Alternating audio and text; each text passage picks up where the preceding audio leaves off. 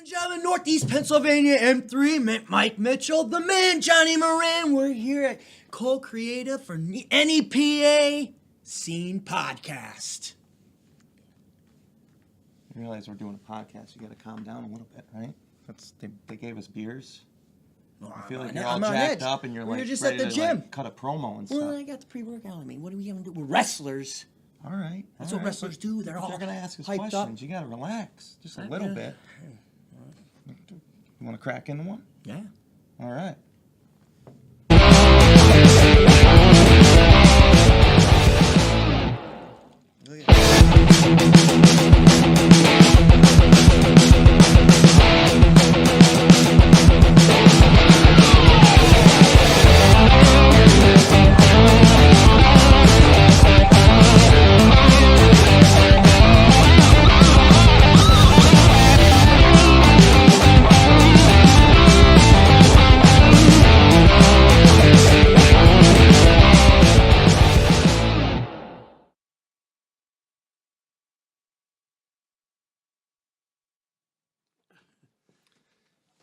Hey everybody, welcome to the NEPA Scene Podcast. We're coming to you live from Cole Creative in downtown Wilkes-Barre.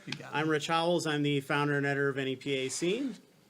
And these gentlemen here can't pour a beer.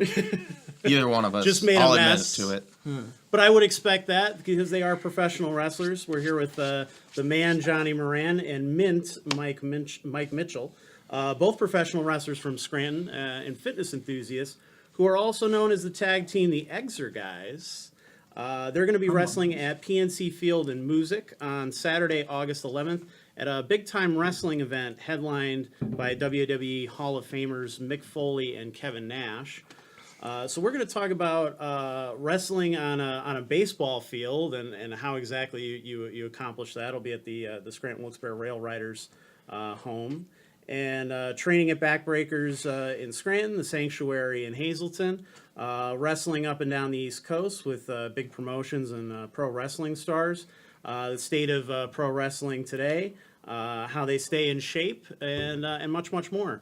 So if you are a wrestling fan, if you're a WWE fan, if you are a fan of anything that's going on here tonight, if you're an athlete, you want some fitness tips, all that good stuff. We're going to be talking about all that stuff and much more. And we want to hear from you and your questions. So if you have any questions or comments for these gentlemen, for me, or Gerard here in the background, by all means, you please let us know down below. Please leave those questions throughout the show. We will get to them at some point. And it's much more fun when you guys participate. So we would appreciate if you guys participated in our live show and enjoy what we're doing. So, and if you like it, please share. If you like this, if you like the show, if you're enjoying the show, please share. And but first, before we get to the interviews, we have some beers to drink from Beer Boys in Wilkes-Barre. So they have 72 beers on tap. They provide us with these huge crawlers every week. These guys have already dug into. And tonight is their glass night, which you can get a Goose Island IPA in a free Goose Island pint glass to take home. And they also have $3.50 personal pizzas and a half-price happy hour from 9 to 11. So tomorrow is National IPA Day. I guess they have a day for everything. We're starting it early. Yeah. We're definitely we wanted to start early and crack into these. One of these is the Goose Island IPA. This guy right here. We also have a Lupin River Imperial IPA by Neat Deep, and we have the Founders All Day IPA. So we're gonna get started on those bad boys. Which ones are you guys drinking here? I think I have the Goose Island. That's fantastic. I'm gonna start with the Goose Island. That's how you pour. Yeah, see, he did that pretty well. Well, you know what it was is the first time that I did it on the show, because usually I have a co-host or somebody that helps out with that stuff. Yeah. I was doing the same thing, and it was foaming up, and everybody's bashing me in the comments. So I was like, Jeez. all right, I learned my lesson. These people are harsh, man. You know? At least we were off air I when don't that pay happened. attention. Well, you have to have thick skin for what you guys do, I'd imagine. Yeah, a little bit. Yeah. We also want to plug the V Spot in Scranton, which is our other sponsor, one of the most popular bars in northeastern Pennsylvania with live entertainment every night of the week. This week they have Jordan Ramirez tonight. We just premiered three music videos of his right in a row, Guy's a Machine. He has a new band called Jordan Ramirez and the Tribe that's going to play at the River Street Jazz Cafe this weekend. So you can watch those, learn all about that on our site. Alyssa Lazar's on Thursday. Local groove metal band Threat Point is on Friday. Social Distortion tribute band Reach for the Sky, who also recently released an album of original material, is going to be on Saturday. And DJ Huff is hosting karaoke on Sunday. And our NEPA Scene Rising Talent Open Mic and Talent Contest will return in just a month on Tuesday, September 4th, and run for 13 weeks. So that's coming back pretty quick. So you're going to be seeing a lot of promos from us about that. But all right, now back to you guys. So you guys were both born and raised in the Scranton area. Correct. Yep. And you were friends before you got into pro wrestling. Correct. Yes. So how did you guys meet and become friends, and then how did you end up becoming pro wrestlers? We met through mutual friends in college. We just met like friends that knew each other, and we just ended up talking about wrestling, and then Two dorks who like wrestling. yeah, basically, Yeah. you know, everybody else is talking about something else, and we're like, oh, you like wrestling? I like wrestling. Yeah. Great. Yes. And then when we found the training center in Scranton, Backbreakers, he tried to, he looked into it and then gave me the idea that we should probably look into it and try to train. Yeah. I was the one that Googled. Yeah, and I was iffy at first, and then we gave it a shot, and then we went through with the training, and fast forward to here. But yeah, that's how we initially got started. So how many years have you been training to do this, and when did you finally start doing matches and everything? I would say probably training wise, I think it's Year. well, I think it differs. It's different for every person, but I would say within a year, maybe a little bit over a year of training, solid training, depending on how well you're picking it up through the discretion of the trainer. Some trainers will let a student debut quite sooner than most, depending on their skill or their talent.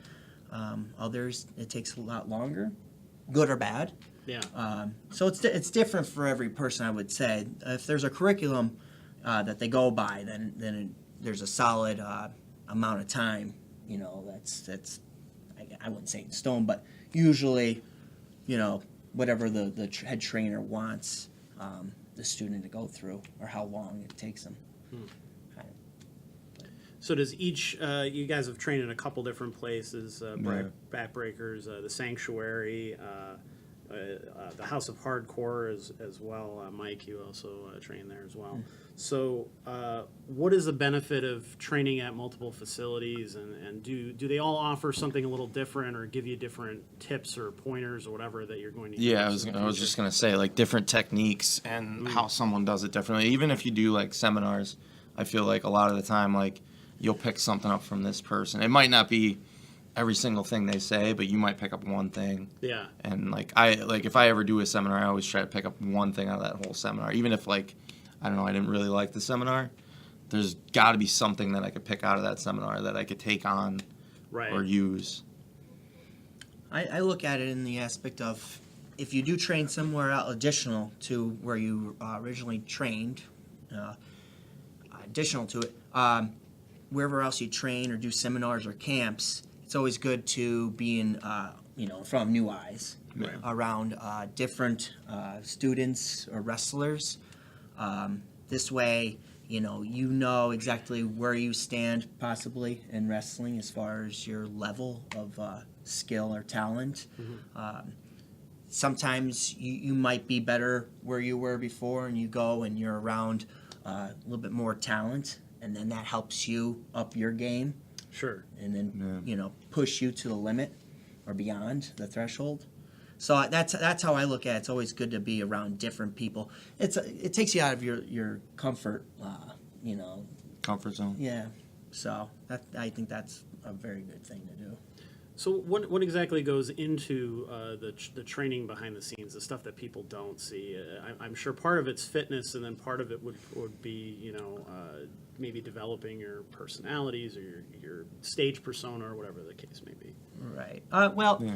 I first and foremost believe what you see on TV is how you should perceive yourself. You should want to be what those guys look like on TV. Obviously, tell me, what does a wrestler on TV look like? Right. Well, I mean, usually they have a big personality. They have something that is going to grab the crowd and pull them in. Well, physically. Yeah. Oh, Appearance-wise. physically, sure. Physically, they're going to be built like a brick shithouse. Right. Yeah. So, like you have Triple H, you have Ultimate Warrior. Yeah. You have all those kind of guys that have a look. Randy Orton, John Cena. Yeah. So, if you want to get to that level, or you want to be looked at as a professional wrestler and taken seriously, in my mind, in my opinion, correct me if I'm wrong, I think you should look like that. So I heavily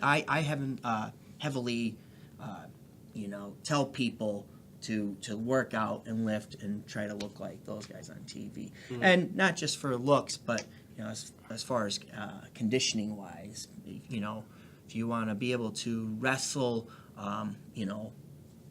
long periods of time in the ring and do certain things and acrobatics and flips and what people want to see these days, you got to be in tip-top shape, cardio-wise. Sure. Yeah. So I think it's best to train like an athlete.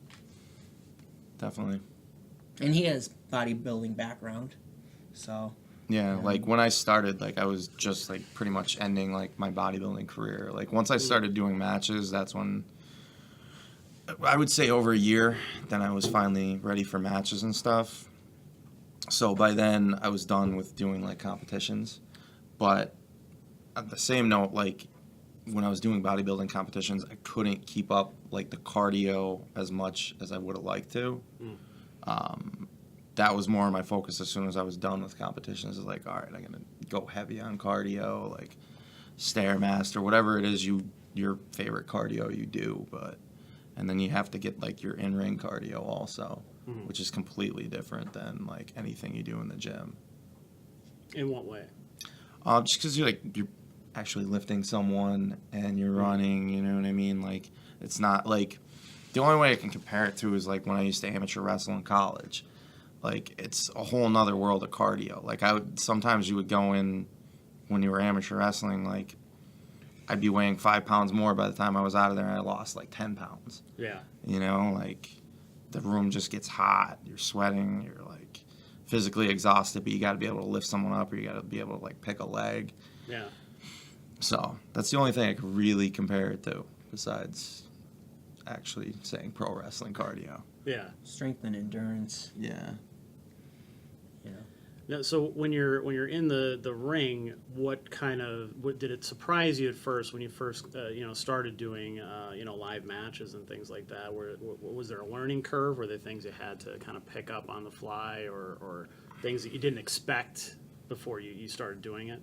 I would say, as far as crowd interaction, interacting with the crowd. You kind of have to have a good balance. A lot of guys that are very experienced could, obviously wrestle a match. Give you an inside scoop here. Can wrestle a match on the fly based off of, the reaction of the crowd. Other guys, young guys specifically, want to get a whole lot of things in.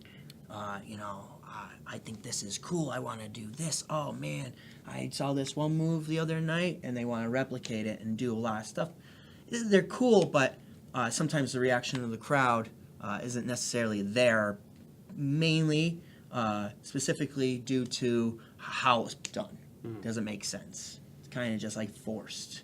Right. If you ever, if you're writing a paper for school or whatever, or anything, sometimes if you're writing it and you have in your mind, well, I want to say this, this, and that, and then you reread the body of the paragraph, sometimes things you insert in there don't necessarily, you're forcing too much into and it's kind of just almost runs on, and it's all right, be concise, get to the point. This is just, what the hell, and I don't want to read it anymore. Well, the crowd now looks into the match and they're like, what the hell are they doing?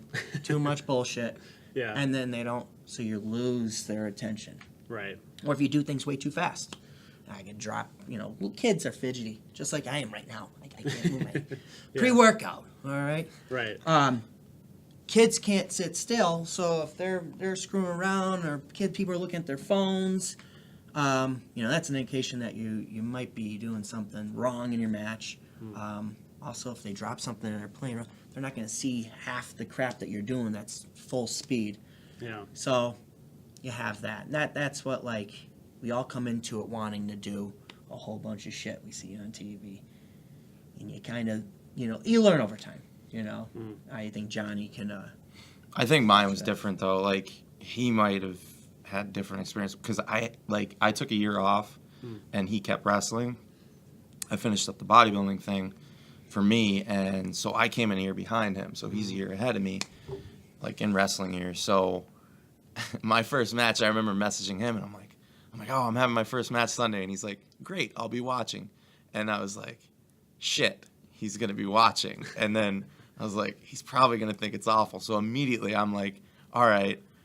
And then, I send him the match, and he's like, well, that was awful. Good first match, but that was awful, and here's what you did wrong. So, I don't think I was yeah, you were pretty straightforward with me. I probably said I like the idea of it, but this was shit and that was shit. No, you literally called everybody out. You were being like, nice. this guy was terrible. This guy was terrible. Why'd you let him do that? And He he would know what pick. he's talking about. He picked apart everything I did.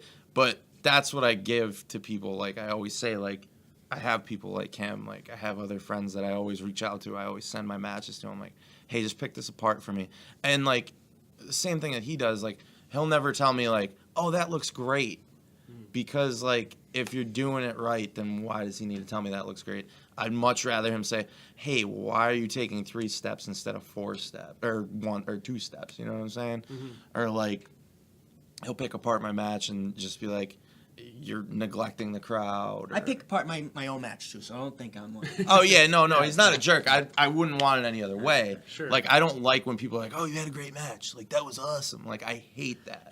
I absolutely hate that because I feel either you didn't watch it, because there's always something that gets messed up. And if you don't pick it up, I'll tell you about it. I'll be like, yeah, but I did this. And then they'll be like, oh, I didn't even see that. Yeah. And I'm like, because you didn't watch. Because it was clear as day. It's kind of like messing up in the match. Don't show, don't show real, true emotion as far as you're screwing something up because no one else knows you did. Right. Just keep going, cover it up. But talking about people that was a great match, and if you think you had a great match or one of the best matches, then you should probably retire because, That's Steve what he Austin, always told me. But You Steve always Austin, would tell me that. I would get damn. back. I was like, I had a good Yeah. match. And you're like, well, you should retire then since you had a good match. Yes, Because you're never going to have one Stone again. Cold Steve Austin said you should always pick apart your own match and never be satisfied for the most part. I mean, there's matches I was like, I'm content with. I'm okay with that. However, I feel like maybe here or there I pick myself apart. Oh, you do. I'm not gonna let anyone else know what I think. But Well, yeah, you do. You'll send it to me and you'll be like, it was okay. And then I'll watch it and I'll be like, oh, that was actually really good. And then you'll be like, yeah, but I did this there. And I'm like, yeah, I saw that, but it wasn't that bad. we're all our own biggest critics. So. Yeah. Sure. So. I think any artist is really, it doesn't matter what you are. I think Sure. you should always be your biggest critic, and you should always try to improve in some form or another. Yeah. So really you kind of go in with a plan or an idea of what you want to do, but you really got to adapt on the fly and kind of just go with the flow. So to speak. Yeah. Sure. I mean, I would think that would go hand in hand with any type of entertainment. Music with bands. I'm sure that some of them aren't in tune sometimes with the other. And Sure.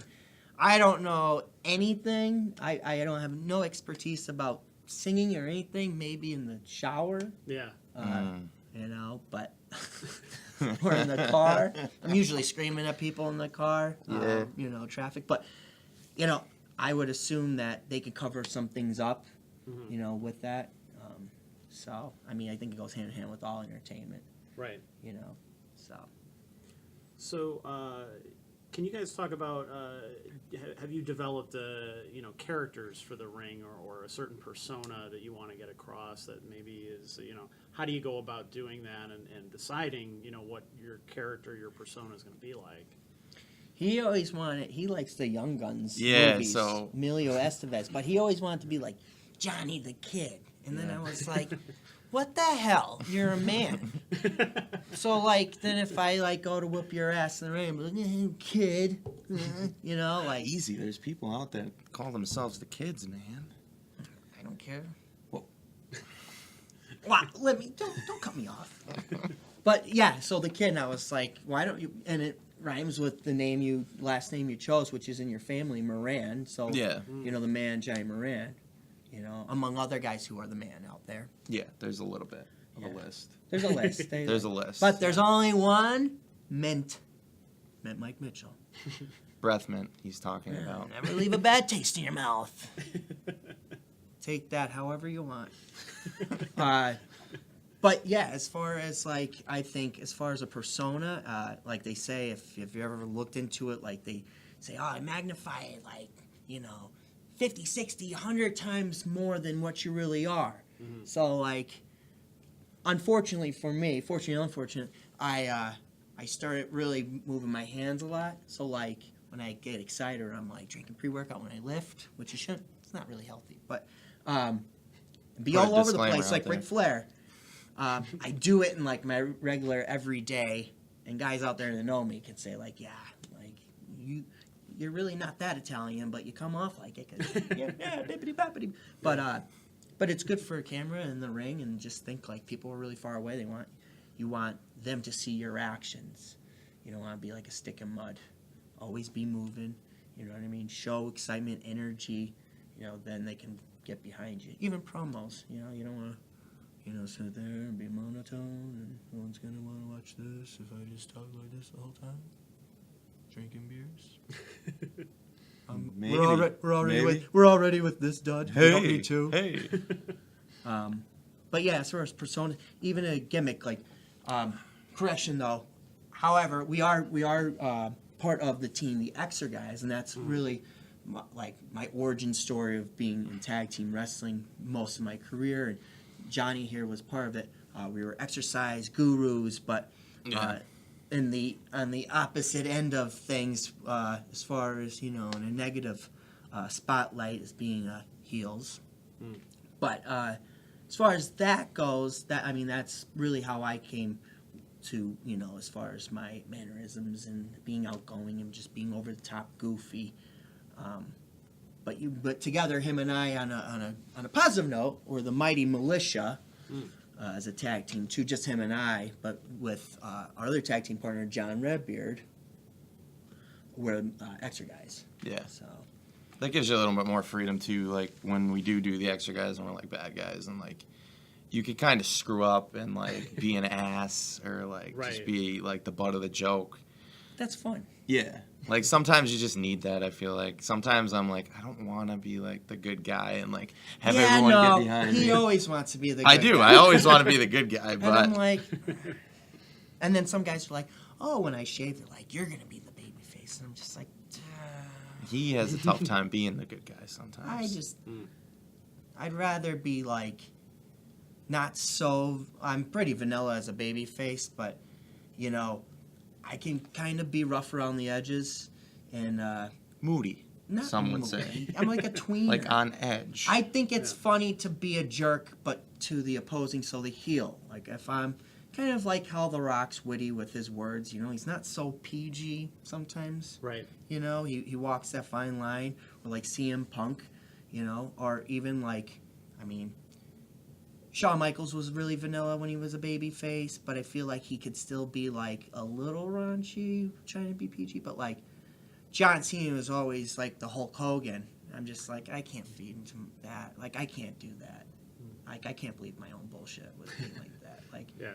You know what I mean? I'm too real. So I'd rather when I'm a heel, I joke with myself or my tag team partners, and the joke's on our opponent and the crowd. But when I'm a baby face, the joke's on my opponent, but the crowd's in on my joke. You know what I'm saying? Right. So we're now like, instead of me laughing at everyone else and me being like that jerk in school, you know what I mean? Yeah. It's now we're all laughing at the jerk. You know what I mean? And I'm kind of making him look like the ass. So I set myself up for it. That's how I go about it, whether it's right or wrong. And that's, it's a fine line you got to walk nowadays too. With people, we live in such a super sensitive. Yeah, everybody's super sensitive. Everybody's believe me, tell me about it. And then I don't think people seem to understand the difference between like someone's awful statement and opinion as a person, and then as a joke or as a persona. Like you said, like the ExerGuys, for example, like they're gonna say things that are gonna get people riled up. Because they're the bad guys. They're the heels. So you're supposed to be saying things. We would constantly, like, when we were the ExerGuys, we would constantly do workouts, like, wrong, on purpose. Like, in the videos. Like, they weren't wrong. They were technically wrong. Yeah. You don't know what I'm talking about. You're making stuff up.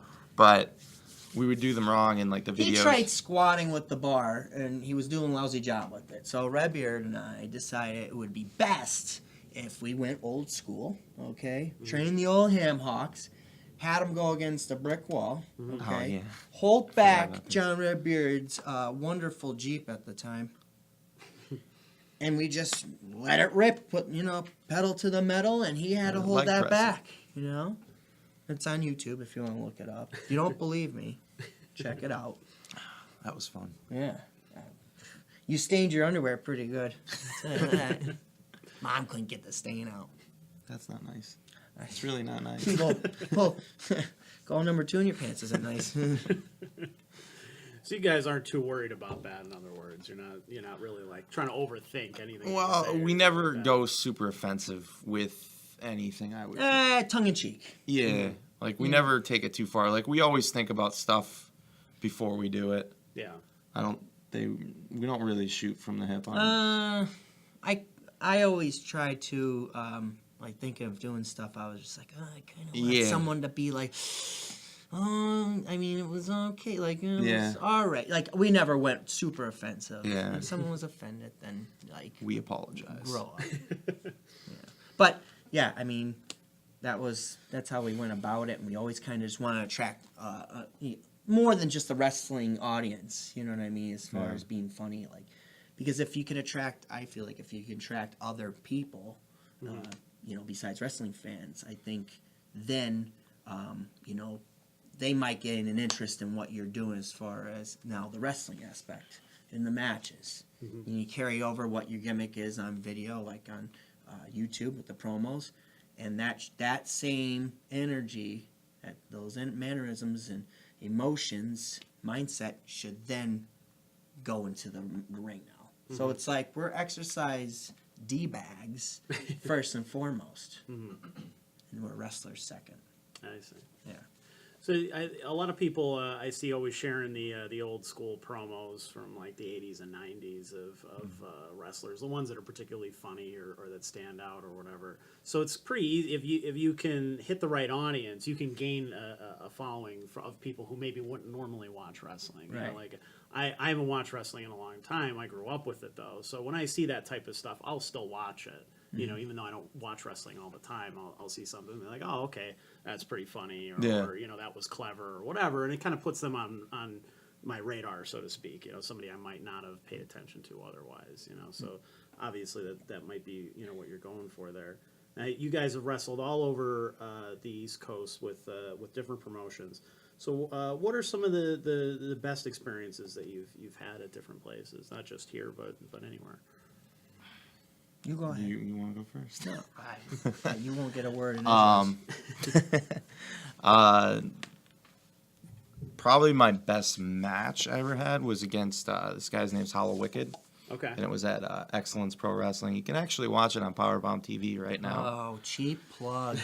Not saying The anyone guy- in this room I was gonna runs say- that, but Powerbomb TV. Powerbomb TV. what's that? Let me say it again. Powerbomb TV. And where can you go to watch that? Powerbombtv.com. There you go. Gosh, Or you can get the app. There's an app. Now, where's Hollow Wicked from? Chikara, another well-known wrestling company. It's a promotion. And it was at Excellence Pro Wrestling. It was just a phenomenal match, and like I just remember coming back from the match and like looking at him and then staring at him. And I'm like, that was really good. And he was like, yeah. He's like, honestly, I don't have any tips for you. He's like, it was really good. Yeah, gotta retire. I know, I gotta retire. Retire. As soon as I got out of there, I'm like, I need to retire. Yeah. And then it wasn't like an amazing match or anything like that, but the first time I wrestled at the CYC for Big Time Wrestling that we're here promoting, my whole family was out there. That was my last time my dad got to see me wrestle before he died. And like when I was a little kid, like I always went to the CYC to see the WWF. Yeah. So that was a huge moment for me. I had a tryout match at SmackDown in the Wilkes-Barre Arena. And now I'm going to be wrestling in PNC Field. So like this whole little area, I've had a bunch of experiences in. Yeah. You? I liked the traveling portion. Probably at the end of our trips, we probably want to kill each other. But initially the trip of it, the whole trip was fun. Going different states, being around different crowds, different wrestlers in the locker rooms, even sharing the locker rooms with some familiar faces, even like far south, like from Florida. Yeah. Meeting well-known wrestlers, legends in the business. I always thought that was a great time. You're living your childhood dream. At the same time, you can't be a fanboy. Yeah. Right. I see that guy all the time. But Yeah.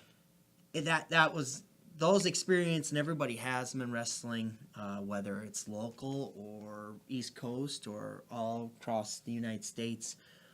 Nobody can ever take those experiences away from you and what you've learned and gone through. So, as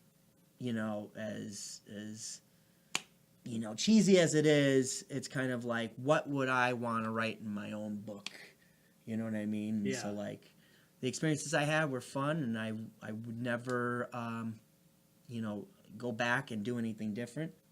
Maybe tweak it, but Yeah. But really, I wouldn't change too much, and just going along for the ride with my friends.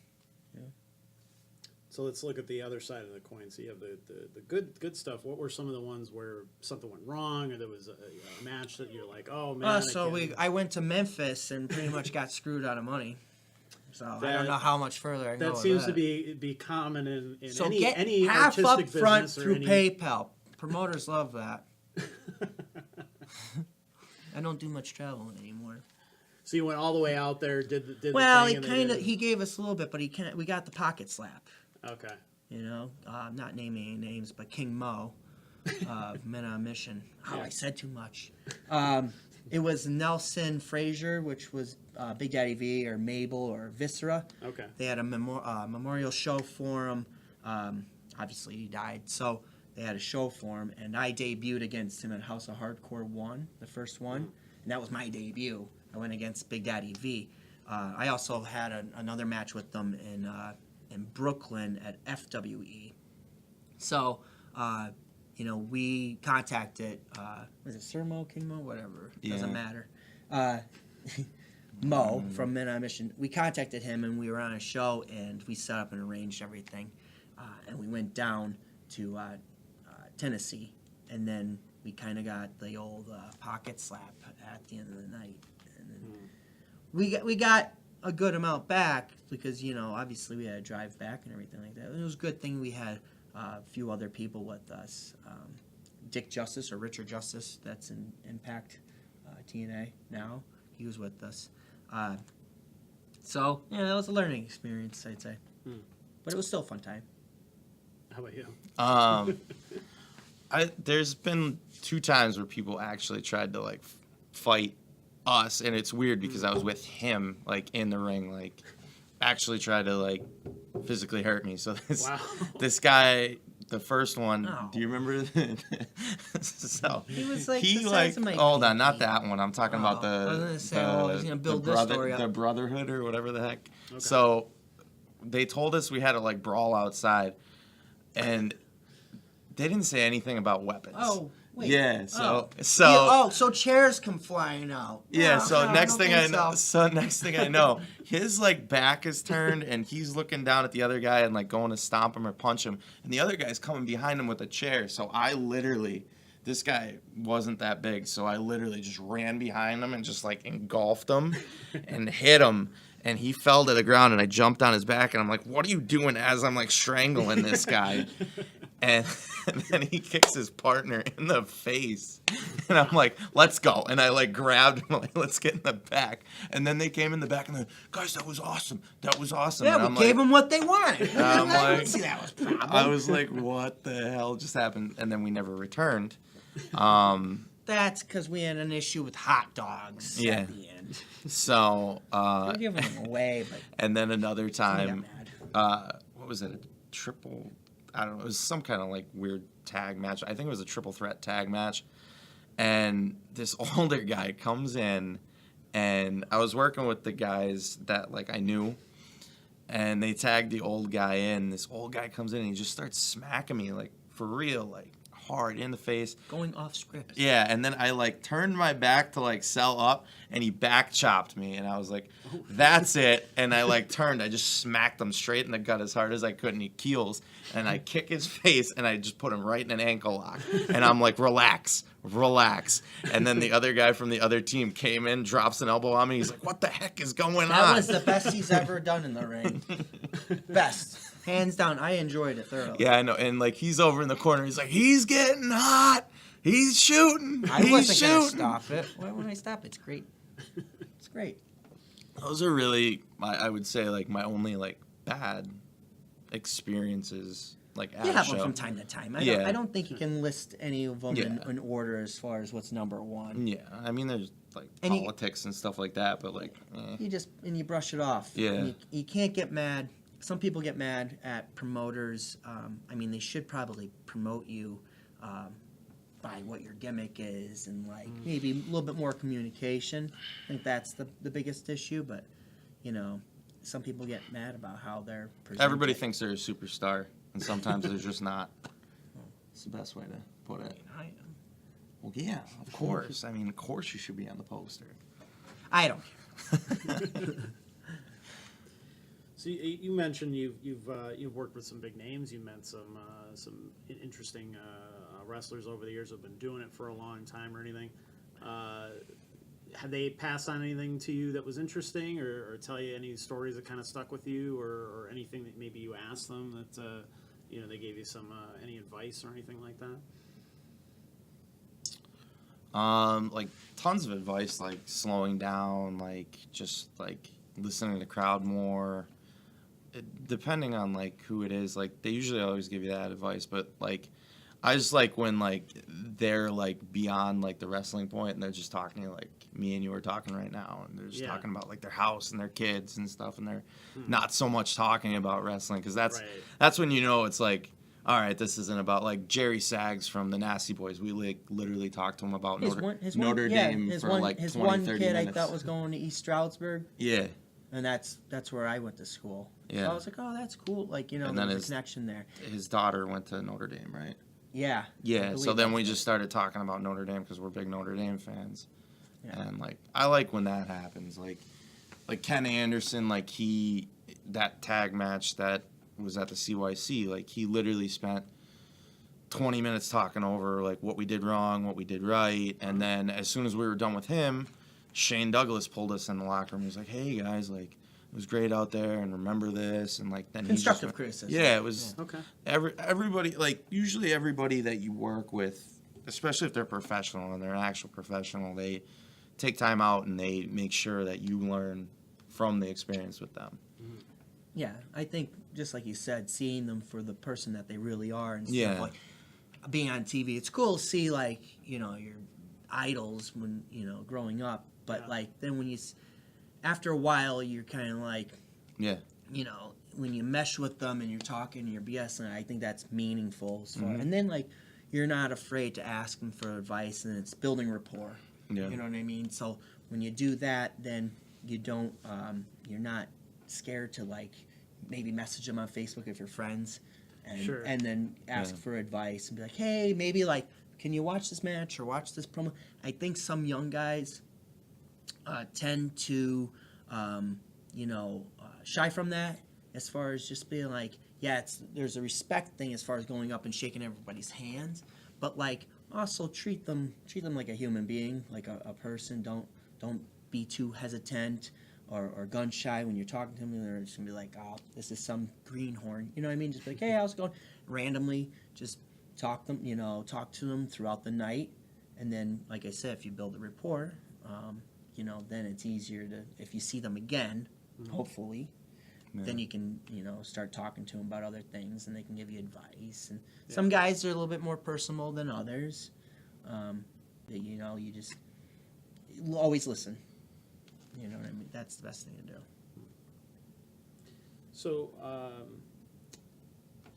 what do you think are some of the biggest challenges to independent wrestlers like yourselves in terms of getting out there, getting an audience, trying to take it to the next level? What do you guys face all the time that maybe prevents you from getting to that next step, or what are the barriers in between you? I would say it's a lot more easier to get yourself out there now, especially with all the platforms that people use. It's just using social media the right way. Like, not everybody wants to see your politics opinion. Sure. Some people don't really care about that. So Yeah. why are you putting out, and then you're going to alienate X. Right. You know what I mean? It's just like a conversation with someone. Like, you don't want to throw your politics out there. Like, Right. And I don't think a lot of people, especially like younger people coming up, think about what they're posting first. So it's way easier to get yourself out there, but it's also way easier to get yourself blackballed, as they say. We don't want this guy because he's over there, posting X, Y, and Z, and he curses in every post. There's a lot of promoters that if they see you cursing all the time, they have a children's show, it's a family show. Right. They don't want you because then that 12-year-old kid's gonna want to follow you on Facebook, and he sees all these F words all the time. Yeah. I try to shy away from I'm the king of the reposters, I would say, and just everything and just pictures of myself, and anything I'm in, I'll repost it, show it, but you also got to limit your time too. Nobody wants to especially now, nobody wants to see you talk for 5 minutes. No one cares. I know they don't want to. Yeah, we're here for an hour. I don't know what we're Hour. doing. Yeah, but you know what I mean. Especially if you're doing the promo thing, no one wants to hear your promo for 5 minutes. Yeah. He always told me keep it to 1:30 max, and then what always I like about his advice, I would ask a name about it or somebody else, and they would tell me the same damn thing.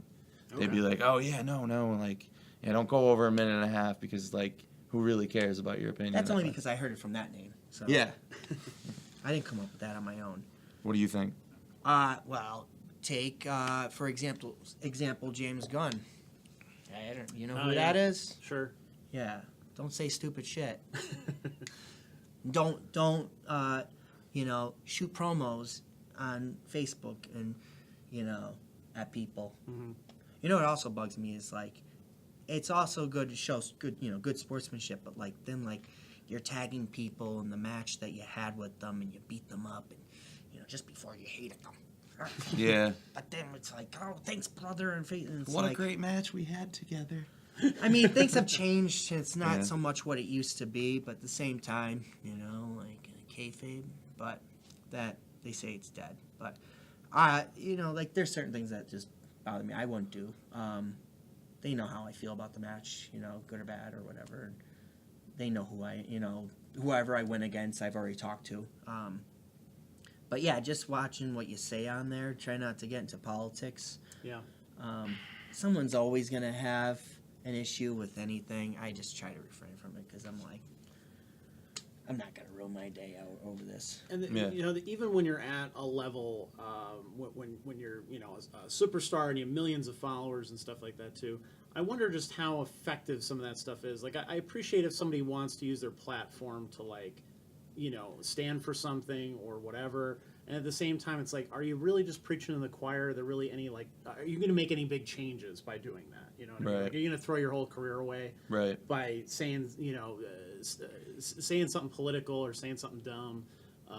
you know, and not really changing anything, you know, not really making a difference. You know what I mean? Like it's a fine line. It's tough, you know, and it's a situational thing. It's like I think certain people it works for, and other people it doesn't. You know? I think wherever that person is at that point in time in their career, how they feel about it. Like if you're young or if you're really hitting it hard and you're going everywhere and you know, you're booked constantly and you know, this is where your career is going to go further, or if you're someone who's kind of pumping the brakes and then, you know, feeling that maybe, you know, it's time to go in another direction. Like I think it's how whichever, like, you probably scratch your head at some guys that say, make comments, and it's like, well, maybe he doesn't care anymore. You know what I mean? Like, you gotta look at that and just like, just let it go. You know, other guys, it's like, kind of just be like, just, you know, John Cena doesn't say stupid shit.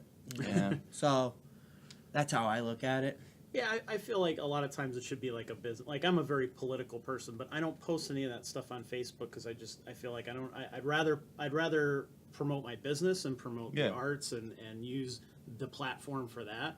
And if somebody wants to ask me privately, then I'll have that conversation. Someone's always going to side with you, and there's going to be a person who's always going to be against you. Absolutely. So I don't care to be in either situation. Yeah. So let me take a couple of questions and comments. I hope we have some doozies. I'm sure we do. If any of my coworkers are on there, we're not answering those. We always get, you know, I think at least 20 to 25% of the comments are usually like somebody busting somebody's balls that's on here. Sure, I'll go with it. I don't care. Our one of our camera guys. I bust chops all the time, so is nodding his head in agreement there. I'm sure Gerard agrees with that too. Tim from the RailRiders, who helped us set up this conversation. So thank you to Tim. Your favorite wrestler that you guys worked with? That we worked with? Oh, man. Mine's Johnny Moran. Is it independent or just name someone? Doesn't matter. I don't think it matters. You're making this a big ordeal. John West. I've wrestled. He's an indie guy from the Wild Samoans. Cheap plug. Yeah. In Allentown. He's somebody I just had like chemistry off the bat with, and like, I could be babyface. He can be heel. He can be heel. I could be babyface. Doesn't matter. Whichever way we go with it. He's putting you over, John. So you know what you gotta do. You gotta put him over. All right. It's not easy. I don't know if I have a particular person. I've had good experiences with a lot of guys. Like when we were in a match with Shane Douglas. You were on his team. I went against him. I thought he was really cool to work with. He cooperated. Like some guys just kind of want to go in there and get their stuff and do just them. Oh, right. Which is fine, but then it's like sometimes it might take away from some of the younger talent. Again, like going back, I said a lot of the young talent like to get their stuff in. But Shane was all like cool about everything, you know what I mean? He brought us in the back afterwards and like for a good amount of time explained, you know, some of the things we could have fixed and everything like that. Big Daddy V was cool to work with. The Rock and Roll Express, we got to we both share the experience of wrestling with them.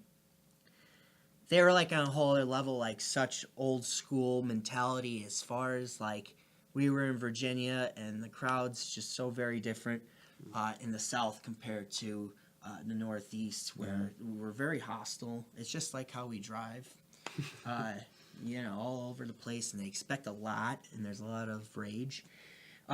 South, easy going. I think I didn't do too much in that match. I did a bear hug and people were going nuts, you know? So, and I body slammed Ricky Morton, 60 years old. Oh, man. Dad, that could have been you. But it was Ricky Morton. I didn't know how to handle it. But I pinned him. He kicked out. So, good experiences with the names. Yeah. Stephen Laeri, I'm sorry if I butchered that. He did. Johnny the Man Moran and Mike Mitchell, two awesome local wrestlers. Oh, thanks. Oh, yeah. We have. I agree. We have a few just praiseworthy comments. So I'll feed your egos a little bit. All right. I'll read it. I was gonna say, were they really watching the same show? Jerry Manley, Mike was a twig in high school. Now he's a beast. He GK wrestled in the backwoods on of Ransom. Jerry Manley was a beast before in a band, and then he actually slimmed down. So him and I, we're like neck to neck now. Like he's looking pretty good himself. Okay. He doesn't have the typical dad bod, which is good. He doesn't have the dad bod? That's what I'm working on. I can't There wait you until go. you have a dad bod. Dad bod. You gotta become a dad first. Yeah. Sean Grassy says, "Is beer on your training schedule?" No, it's not. Is it on Sean Grassie's schedule? Huh?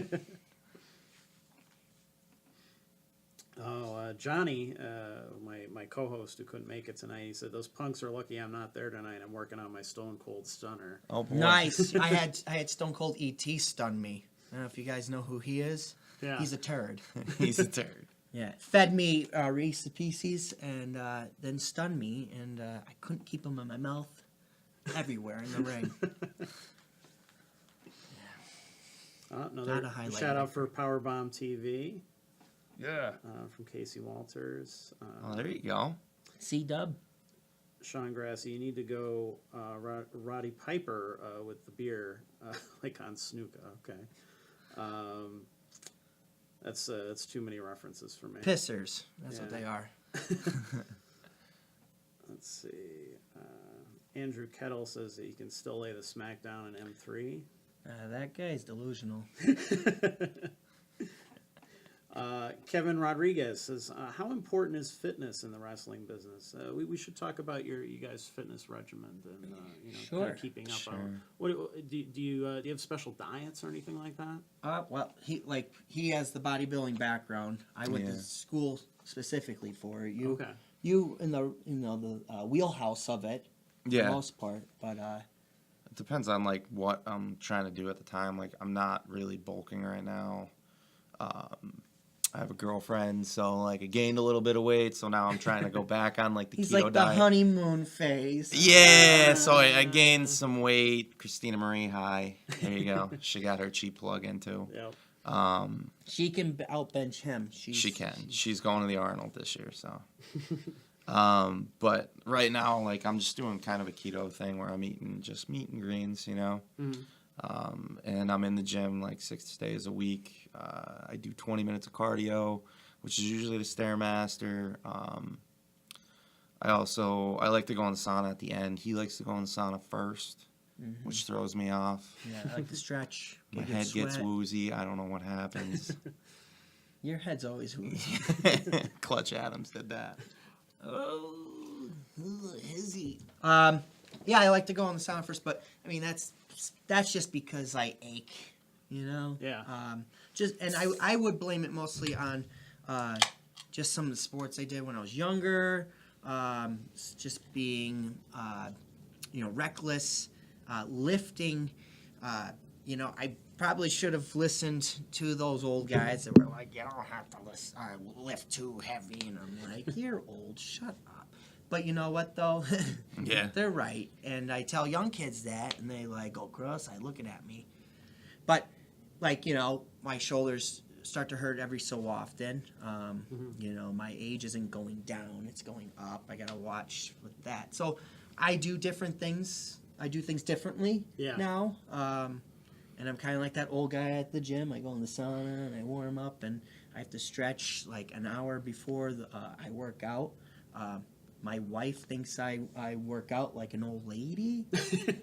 She'll sit in the car for 45 minutes after she did her workout. And I'll tell you what, she does a whole bunch of jump rope, and she does the circuit training, and then she's beat up and she's done with it, and I come strolling in after. She's like, "Are you just getting started?" And I'm like, "Yeah." She's like, "You're ridiculous. I'm gonna go to the grocery store now." She's like, "You let me know when you're done." And I was like, 45 minutes. But I have to do things differently compared to when I was younger. I just walk in, could be cold and just be like, start lifting. Now I like tweak something and I'm done for like 2 weeks. People are like, what the hell happened to you? You know, used to be, and I'm like, can't lift, shoulders screwed up. You know what I mean? Like, I have difficulty gaining weight. Like, I try to maintain it a lot. I can't lift as heavy, but diet, like, people want to know, like, abs. Like, abs are made in the kitchen. And I, used to be a personal trainer and CrossFit and all that jazz. So I was always heavily involved with it. But, as far as what I do, and could be different from everyone else, but, people ask me advice, and it's mostly generate towards, like, what their goals are. You know what I mean? He's got different goals than I do. So I'm not going to so much give my opinion. I'll hear what he wants to do. You know what I mean? Yeah. So it's what you want out of it. Yeah. So really, it's everybody's different. Mm-hmm. Like for you, for instance, you probably don't care really to get so macho, but you're like, oh, I have some pounds here or there, or this or that, or my back hurts. I want to improve that, and it's specific to your needs or wants, and that's what it comes down to. Right. So. Yeah, you're not telling everybody to get or even get like swole, diet so to tips. speak. Like I hate telling, like, when people ask me about diets, and it's like, if you specifically say diet, it's like in the form of like pills or supplements or like specific things. I think that's horse crap. Everybody wants a quick fix. Yeah.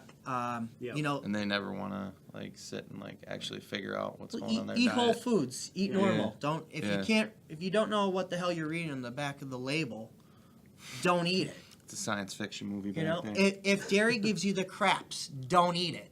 If red meat gives you cramps and you feel bloated, probably shouldn't eat it. You want a punch in the mouth? You can eat that. Kick in the arse too. Mick Drake says Johnny's hair game is on point. Awful. Oh, thank you, Mick Drake. Don't encourage him. Sonny Kiss says she agrees, and I miss my boys. Miss you Sonny's too, in Sonny. Lucha Underground, Yeah. Okay. so. Watch Sonny on Lucha Underground. Yep. We have people spamming GoFundMe links. That's always good. Go fund me. How about that for a change? I have a mortgage. You don't. You live in your mother's basement, you dork. I'm joking. No, he's not. He means that from the heart. From the heart. So, as you could tell by my shirt, which I want to shout out to Jason Reedmiller, one of our photographers at Geek Art Photo. He just got this made. His photography of action figures was just featured at San Diego Comic-Con by Marvel, so that was pretty cool. They got picked out of thousands of submissions, so shout out to him. I'm super obsessive about comic books and comic book movies, and what they're doing with the characters, and I have strong opinions about all this stuff that probably no one else gives a shit about but me, and people like me. And I see the very same kind of passion in WWE fans and wrestling fans who are obsessive about how they think things are going, or how what direction they're going in, and that kind of stuff. So I want to ask you guys, because you're actually in the business and doing this stuff. What do you think is the current state of wrestling? And that applies to not only independent wrestling, but the wrestling everybody sees on TV every week, the WWE and stuff like that. I feel like there's a lot more platforms now. You know what I mean? There's so much wrestling. Like, you can literally watch it 24/7 if you really wanted to. I think that's difficult, though, at the same time. Oh, yeah, to maintain Subscribing it. to a lot of things. Yeah. I'm still, like, old school. Some people can probably tell, like, from what some things I do. But I think it's very demanding now as far as the state of wrestling, like, to what... It's very different. Like, wrestling evolves just like everything. Everyone's got to adapt to it, good or bad. There's a lot... It's a lot more... It's picked up, fast pace. Guys like Shawn Michaels in the day, pretty much, laid that foundation. Mm-hmm. And then it just went, from there on and now. And you have guys like Finn Balor. But the indies, they're doing a lot more, I think, high-risk stuff, which is great if you have health insurance. But if you don't, you should. But a lot of but then to their benefit, a lot of the guys in wrestling, they're young, They don't have any assets. They have nothing that's holding them down, and they're able to get out there, which is great. I don't let anything hold you back. You know what I mean? Sky's the limit. But same time, that's what's going to help you get out there and be in all these promotions, and just you kind of have to, grin and bear the hard or the tough times in order to get yourself out there, which means, like, you're not going to make a lot of money in wrestling.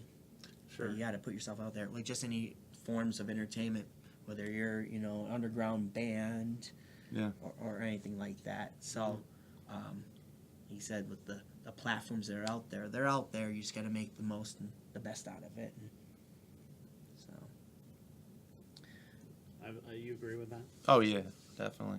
I feel like it's picked up like way faster. Like selling isn't like the biggest thing. I feel like a lot. I'm more into the storytelling. Yeah. Why, like making sense of the match. Why would I do this to do that then? Going backwards, I go forwards. I like to keep it simple. Yeah. Slow it down. So you're not the guys watching WWE every week and kind of picking apart like, oh, Vince McMahon's doing this or that, and I don't like it. No, blah, blah, blah. no. I just like if I'm gonna sit down and watch wrestling, I just want to watch it and enjoy it. And like if they're pushing this guy that everybody hates, I don't care. I just want to sit and watch it. Well, I watch and I see different aspects of it, which are that like, too. oh, like people don't pick up on it, but like, well, that's pretty cool, and how he went about this or that. Like, you know what I mean? To a lot of other people, that was irrelevant. They just want to see the big spot. Right. I'm just like, but how so did you're looking at how it applies how did to you. How did he get there? Yeah. Why did he do that? I You know what remember mean? Different. I watched a pay-per-view and then I messaged you. I'm like, watch like 3 minutes of this match, and I'm like, what would you steal if we worked each other? And then you like knew immediately what I was thinking. Yeah. You remember that? I was like, I don't know. It was, and it wasn't like a big move or anything. It was just like the small, like subtle, but it was a difference maker. Yeah, Okay. and it like it's something I never saw before, and I was like, oh, we should so steal that. And then like next week, It's not stealing; it's just borrowing. yeah, I saw like 4 people do it on like 4 different shows, and I was like, we're not gonna do that anymore. It's been done. You can recycle things in wrestling. Yeah, I think it's like you gotta every, wait like a year now, though. A year? At least. Really? Yeah. I thought it was a little bit longer than that. I've been doing more Mantar things. Oh, Mantar. Yeah. Good study. Yeah. I like Dupe the Dumpster Drosy. He's my favorite. Yeah. to Sometimes I steal do red beer things. from. Yeah. Not so ethical, but I'm joking.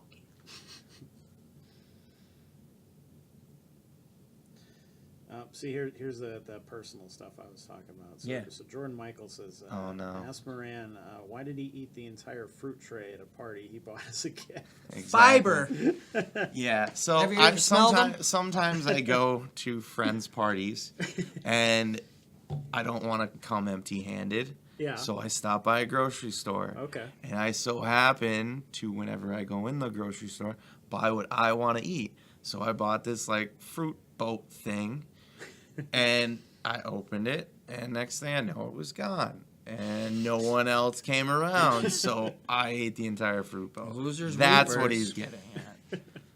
And he was a little upset because it was his party and he didn't have any fruit. Joe Ahern says, best wrestler in the business today. Who? Who do you think? Oh, he's asking my Yeah, opinion? who do you Nah, Shawn Michaels. He's not in the business today. He's always Yeah. going to be the best. But you know what, though? There's a handful, because a lot of the guys I'm going to list are all, like Shawn Michaels in the day. You have AJ Styles, Finn Balor, Ziggler, a lot of those type of wrestlers. I try to not emulate, but like coincidentally have the same style, just because we liked, you could tell we liked the same kind of wrestlers, even like back to like Macho Man and Ricky the Dragon Steamboat. Yeah. Was that Mania 3? Yeah. Yeah. So, one of the best matches. I mean, my personal picks would probably be Steve Austin, Samoa Joe. I was a big Ric Flair fan. I liked Arn Anderson. I liked Tully Blanchard. You liked wrestling. Yeah. We get it. Yeah. You're naming a lot of guys. Yeah, I was just like, I don't know. Those were the guys that always stood out to me. Rick Rude always stood out to me. I liked a lot of bad guys. Yeah. I was a big bad guy liker. Which is funny because you like being the good guy. Yeah. Can't get enough of it. Yeah. And I would always buy like the bad guys before I would buy the good guys, like toy wise too. Yeah, I had all those the first big figures that they put Oh, out the that big were rubber like, ones, yeah, the the big LJNs, rubber, and they yeah. had like the metal underneath. Yeah. Hillbilly those things Jim. you could beat somebody to Oh, you death could with. kill someone with one of those. Yeah. One of the first things I did was I got the wrestling ring and immediately broke it because you're slamming guys onto it, and you immediately broke like right Destroyed, through it. cracked. It was so huge. They have obviously learned their lesson since then. The action figures now Yeah, are much smaller. They're plastic, yeah. They're not giant rubber metal giants. So we want to, before we wrap up, we want to make sure that we plug the hell out of this this big time wrestling show at PNC Field. So obviously the we posted about it right away when they announced it, not only because of the big names attached to it, but the fact that you see wrestling outside on a baseball field. So does that change your approach in terms of how you're going to do what you guys do? What's cooler than that though? Like that's how I look at it. Yeah, that's cool. The environment, the stadium seating. I just think it's such a great venue to have a wrestling event at. Yeah. You're not going to have that experience again in this area, pretty much. You know what I mean? Unless they come back. Mm-hmm. So, and this is the first time they're doing it there, so this is your big first chance to go to it. How it's different for us is the crowd noise is going to go up, and you're not going to hear it as clearly. So, like, when we do something big... it's going to be the same when he does something. Yeah, it's going to be... but that would be the only difference, really, for us and how we would preparate, I would say. I mean... Any type of match, I would try to do my best. Whether I'm going all out, or I'm like keeping some left in the tank. Picking my poison. But whatever I'm gonna do, I'm gonna try to do efficiently, and try not to obviously get hurt. Be smart about things. But obviously a big show like this, everybody and anybody involved. They're going to go out there and try to do a little bit of something special. Extra for everybody there. I mean, you don't see everything on Monday Night Raw, but when Mania comes around, they get crazy. But I'm excited, just as excited as Johnny here. Yeah. And, I would imagine that all the fans are excited too. Yeah. And Kevin Nash is going to be there, and Mick Foley, Billy Gunn. Yeah. Yeah, there's a lot of other names that like obviously the headline would be, Mick Foley and Kevin Nash, but you got Billy Gunn, James Ellsworth, the Sandman, Darren Young, Emma, Robbie E, the Patriot, Johnny Moran and Mike Mitchell. Yeah, right? those guys. They're all pretty big. The names that immediately come to mind. Yeah. Darren Young. Yep. It's great to now. How much do those guys get involved? Are they just kind of hanging out and doing a couple small things, or I guess it depends on where they are on the bill. I would say though, besides whatever they do, they're very influential. Whether in the back, helping the talent in the locker room. Like I said before, meeting Shane. Very, people know these guys. Yeah. Sure. So they're household names. They know a little bit of something. Right. And they're helpful in the locker room, and they do whatever is best to help everyone else out. Yeah. It's not about them. Yeah. I would say. It's funny too.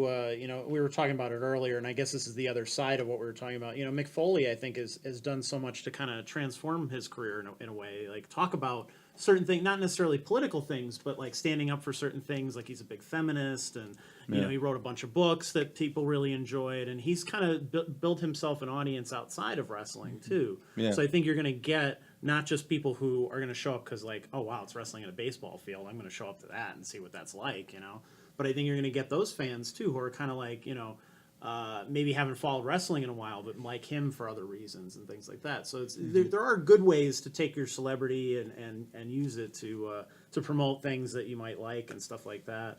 And I think Mick Foley is a great example of that. I'm actually looking forward to going just to talk to him and stuff like Yeah. that too. But I've been to some small independent stuff, and I think people need to give it a chance and check it out. I think people are so afraid of the unknown, in the same way that we have bands on here all the time, and it's so hard to get people to actually come out. They're like, oh, this sounds great. They did a great interview. I really like their music. But then actually getting them in the show is like the tough part. Yeah, that's where you get the full experience, though. Exactly. If you don't go to the actual show, you're not going to get the experience. I mean, you could watch a video later on, but you're not going to get that feel of being there, experiencing all that. And that's what you really want.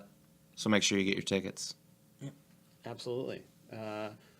The full details here. Saturday, August 11th, at PNC Field in Moosic. Live wrestling event with a meet and greet as well with the stars. You can meet them. You can meet these guys too. Yeah. As well, right? You guys are going to be hanging out. So the gates open at 5 p.m. And the meet and greet and stuff that starts at 7. So you got plenty of time to check things out and everything. And the ringside and individual tickets, as well as family 4-packs, are available now at Ticketmaster. You can go to PNC Field's page, the RailRiders page rather, and You can and order even the tickets now. privately message us. Yes, We're selling tickets also. So if you need, we have them. Yeah. But Slide in our DMs, as they say. yes, Yes. That's what they say, right? Slide I in our guess. I DMs. don't know who they are, but Sliding in our DMs. yeah, no, it's just I think for Northeast PA, I think it's really good, and even have an outlet like this Yeah. to promote things. I think that's great. Powerbomb TV.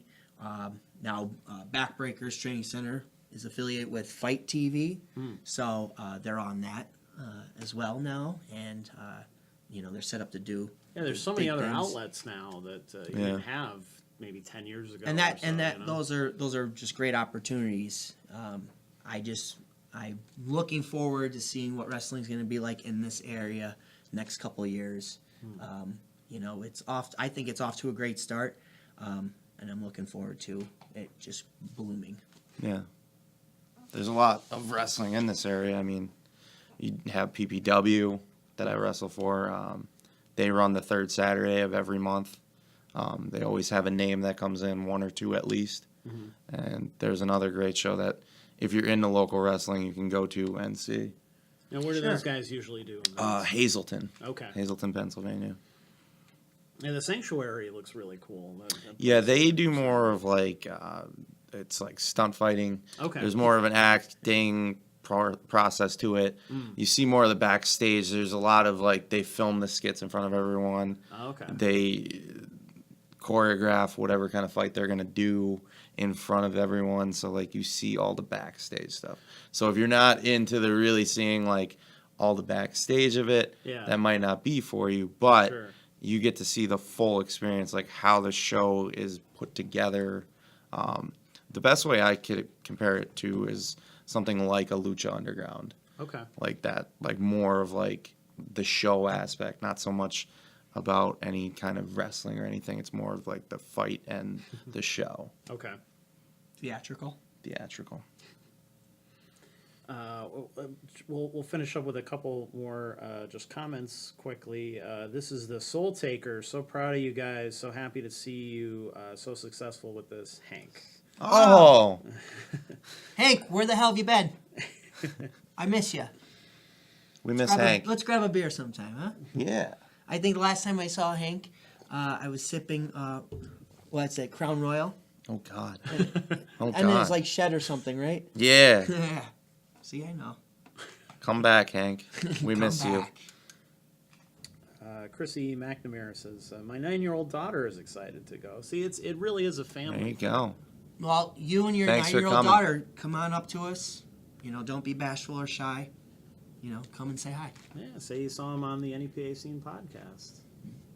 Gerard, can I tag you in with anything else? Is there anything that you want to add to our conversation tonight, or anything like that? Who all is on the show?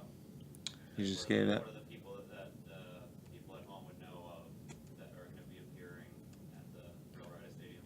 Sure. Again, Kevin Nash, Mick Foley. Emma, Sandman, Badass Billy Gunn. Darren Young, Darren Young, James Ellsworth, James Ellsworth. and that's it, I think. No, there's a few others. The Patriot. The Patriot, yeah. The Patriot was there last Sunday. And we threw out the opening pitch. Yep. Some of it was ugly, but we got through it. One of us didn't make the plate. I don't know who that could be. I have a good arm. That's all I'm saying. There's no video. She told me there's video, and I'm going to get it. There's always video. But yeah, I mean, I just think that this is a great lineup for a show that's going to be at PNC Field. You couldn't have asked for a better venue. Sure. Yeah. You know? So I'm just hoping everybody enjoys themselves and they get the best, the very best out of it. And pay attention to the up and comers, the independent wrestlers. They work really hard, just like all the independent bands that we have on here, and all the other artists. I think you guys all offer something, and you're all everybody is an up and comer at some point. Everybody is new to this at some start point. somewhere. So, yeah, exactly. So good luck to you guys. I hope that this is a good, successful event for you guys. Thank you. And, Thank you. and, And know, to you it was an too. opportunity. Thank you for having us us on. Yeah, definitely. absolutely. Thank you guys for coming on, and thank you all for tuning in tonight. And let's also give a shout out to Powerbomb TV as well, because they're based in Wilkes-Barre as well, but they film stuff from all over, Philly and beyond. All kinds of independent wrestling, all the stuff that you can't get anywhere else, you can't find on television and stuff like that. You should go and check them out. It's a really cool streaming service. And Gerard, if you want to give any more details as to that, but it's a really cool thing. You should check it out. It's powerbomb.tv. Put that in your web browser and check it out. And if you enjoyed the show, you had fun tonight, you enjoy what we're doing here, please share this and let people know about it, and let people know about what these guys are doing. And make sure you follow them on Facebook. They both have Facebook pages. Yep. So thank you so much, guys, for coming on. Thank you. And we'll see you next Wednesday.